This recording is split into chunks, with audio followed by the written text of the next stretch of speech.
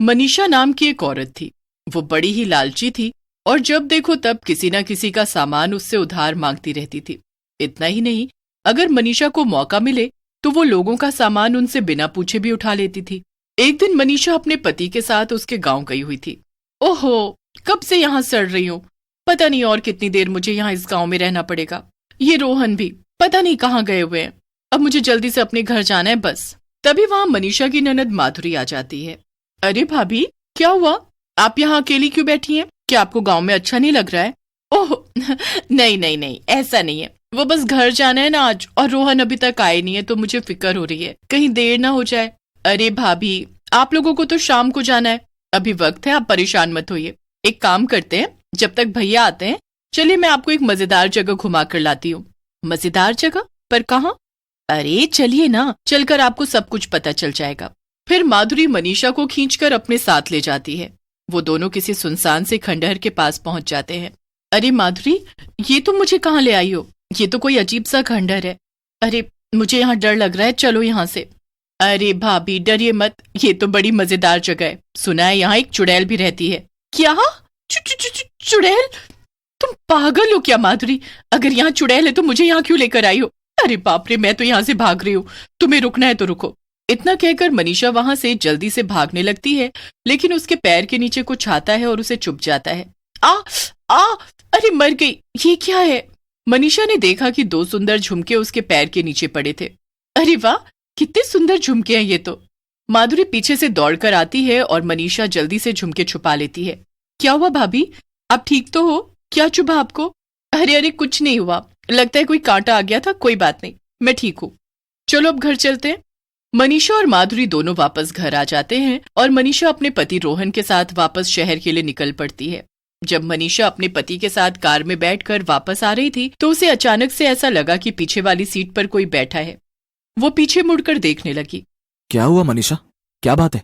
पीछे क्यों देख रही हो बार बार? अरे मुझे ऐसा लगा जैसे पीछे वाली सीट पर कोई है, लेकिन यहाँ तो कोई नहीं है। जरूर कोई भूत या चुड़ैल होगी।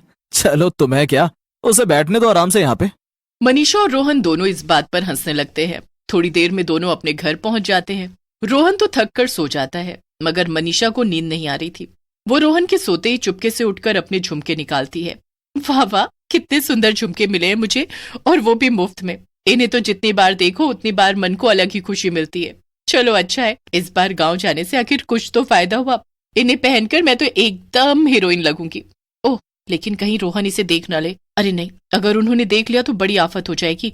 मैं इन्हें छुपा देती हूँ। मनीषा उन झुमकों को अलमारी में छुपाकर वापस से सोने चली जाती है। अगले दिन रोहन ऑफिस चला जाता है और मनीषा अपने घर पर अकेली थी। चलो, आखिर सारा काम खत्म हो गया, अब मैं जरा आराम कर लेती हूँ। मनीषा जैसे ही अपने कमरे में जाती है एकदम हैरान रह जाती है। कमरे की हालत बहुत खराब थी क्योंकि सारा सामान यहाँ वहां बिखरा पड़ा था। अरे ये सब क्या है? लगता है ये सब रोहन ने किया है। पता नहीं क्या ढूंढ रहे थे वो कि पूरा कमरा बिखरा कर चले गए। आने दो, आज ऑफिस से अच्छी खबर लूंगी। मनीषा फिर से अपने कामों में लग जाती है और रात को रोहन घर वापस आता है। आ गए? क्या ढूंढ रहे थे सुबह जो सारा कमरा बिखरा के गए थे? क्या? मैं? नहीं तो, मैं तो कुछ भी नहीं ढूंढ रहा था, और ना ही मैंने कमरे में कुछ किया। चलो चलो, अब बातें मत बनाओ, आइंदा ऐसा मत करना वरना तुम्ही से सारी सफाई करवाऊंगी। रोहन मनीषा को समझाता रहता है कि उसने कमरा गंदा नहीं किया था, पर वो उसकी एक नहीं मानती। खाना खाने के बाद मनीषा ड्राइंग रूम में रोहन के साथ बैठी थी और तभी उसकी नजर सामने लगे शीशे पर पड़ी। उसे उन दोनों के ठीक पीछे एक चुड़ैल की परछाई दिखाई दी। मनीषा ये देखकर चिल्ला दी, आ!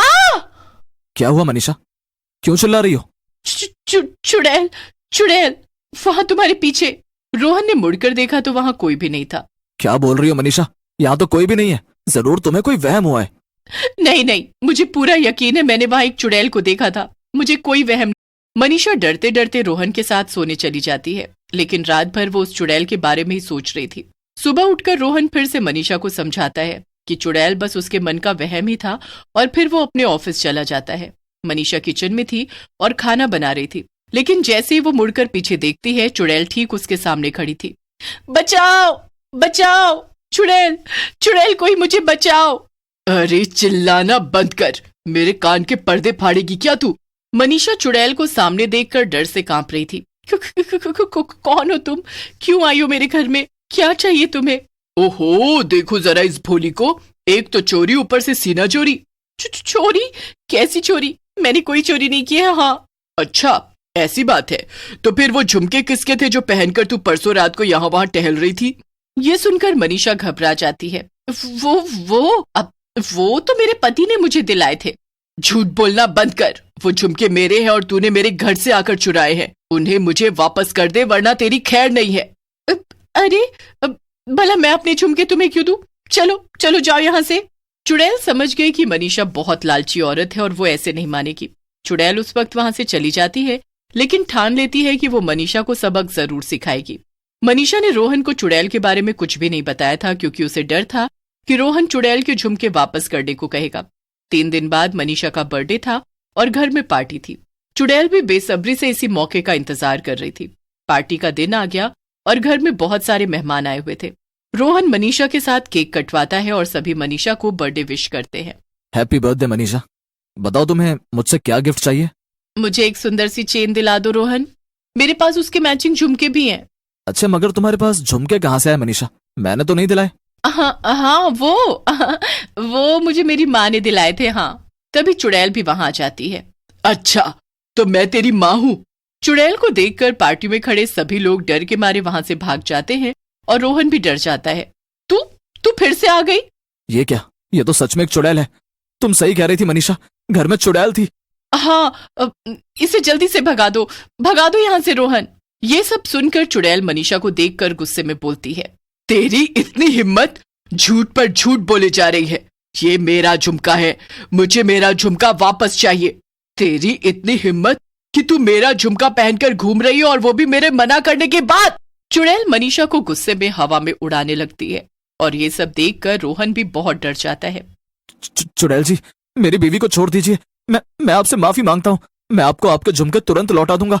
उसे बस वापस उतार दीजिए। अरे पागल औरत, मैंने कितनी बार मना किया है ना तुम्हें कि ये दूसरों का सामान उठाना बंद कर दो, और इस बार तो तुमने हद ही पार कर दी। सीधा इस चुड़ैल का सामान उठा लाई। चलो अब उतारो ये झुमके और लौटाओ उसे, वरना इन झुमकों के चक्कर में आज हमारी जान जाएगी। नहीं, ये लो, उतार दिए मैंने ये झुमके। मनीषा चुड़ैल को उसके झुमके लौटा देती है, लेकिन तभी चुड़ैल देखती है कि उसके झुमकों में से एक टूट गया था। ये देखकर चुड़ैल गुस्से से लाल हो जाती है और मनीषा की गर्दन पकड़ लेती है। तेरी ये मजाल, तूने मेरे झुमके तोड़ दिए। तेरी आज खैर नहीं। नहीं, उसे छोड़ दो चुड़ैल जी। मुझे लाओ झुमके। मैं इन्हें अभी के अभी बनवा कर लाता हूँ। रोहन की बात सुनकर चुड़ैल का गुस्सा कुछ कम हो जाता है और वो उसे झुमके दे देती है। अगर तू आधे घंटे के अंदर मेरे झुमके ठीक करा कर नहीं लाया तो मैं इसे मार डालूंगी। रोहन भागता हुआ जाता है और मनीषा चुड़ैल की कैद में वहीं बैठी रहती है। हे भगवान, ये मैंने कितना बड़ा पाप किया। न जाने अब क्या होगा। बेचारे रोहन को भी मेरी वजह से कितनी तकलीफ हो रही है। मनीषा ये सब सोच ही रही थी कि तभी रोहन भागते हुए वापस आता है।